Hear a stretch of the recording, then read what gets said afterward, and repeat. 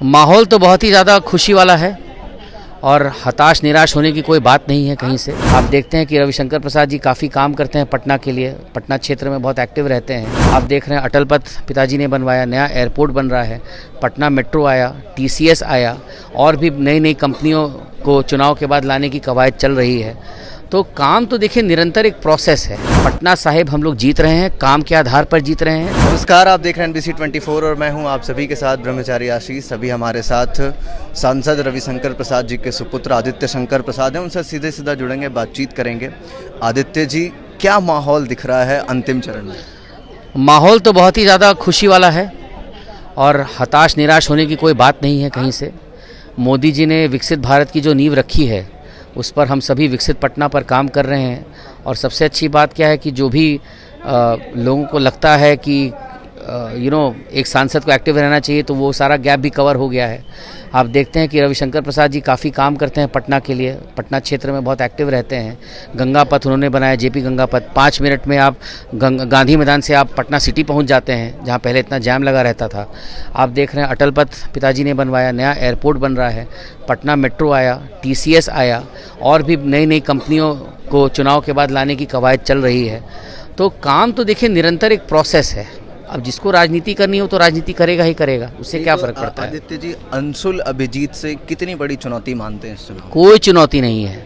देखिए, हम लोग 5 पीढ़ी से यहाँ बसे हुए हैं। हमको आप एक चीज़ बताइए, आप तो एक वरिष्ठ पत्रकार हैं, चुनाव में टिकट के नाम के पहले आप उनको जानते थे आप उनको? हम लोग हैं राष्ट्रीय प्रवक्ता। ये जो हम लोग 82 साल से पटना की राजनीति में हैं, 82 ईयर्स। मेरे दादाजी स्वर्गीय ठाकुर प्रसाद ने जनसंघ की नींव रखी, भाजपा की नींव रखी बिहार में और देश में। खुद पटना हाईकोर्ट के बहुत बड़े सीनियर लॉयर थे। तो हमारा परिवार जो है यहाँ पे पीढ़ियों से बसा हुआ है, 5 पीढ़ी से। मेरे परदादा से हम लोग यहाँ बसे हुए हैं और अब मेरा भतीजा भी है। तो ये सब बेकार की बातें हैं, बेतुकी बातें हैं। पटना साहिब हम लोग जीत रहे हैं, काम के आधार पर जीत रहे हैं। पटना के लोगों का इस परिवार से भावुक लगाव है, इस परिवार को पटना के लोगों के साथ भावुक लगाव है, तो वो कहीं ना कहीं इस चुनाव में उसका असर दिखेगा। आदित्य जी, लालू परिवार एकजुट हो गया है, कमर कस करके अब की बार दावे पेश कर रहा है 40 में से 40 इंडिया गठबंधन जीतेगी। ऐसे में उन लोगों को क्या कहेंगे? अच्छा, ऐसा उनको अपनी राजनीति करनी है ना, तो कुछ तो बेचारे बोलेंगे ना। जनता को पता है ना किसको वोट करना है, किसको नहीं करना है। देश का नेता कौन रहेगा और बिहार में कौन रहेगा, वो जनता को पता है।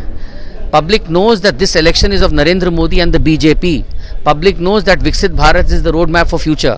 Public knows that if we bring BJP back to power, देश में जो काम की गति पकड़ी है, जो इंफ्रास्ट्रक्चर का काम हो रहा है, जो पब्लिक आपको इंफ्रास्ट्रक्चर के अपग्रेडेशन का काम हो रहा है, जो ग्लोबल जो भारत का नैरेटिव शेपअप हो रहा है, वो सब काम बढ़ता चला जाएगा। और मोदी जी ने क्या बोला है कि अगले 5 साल में मैं भारत को दुनिया की तीसरी बड़ी अर्थव्यवस्था बनाऊंगा। तो जनता ये सब समझती है। What will be the vision of Narendra Modi towards inflation and unemployment?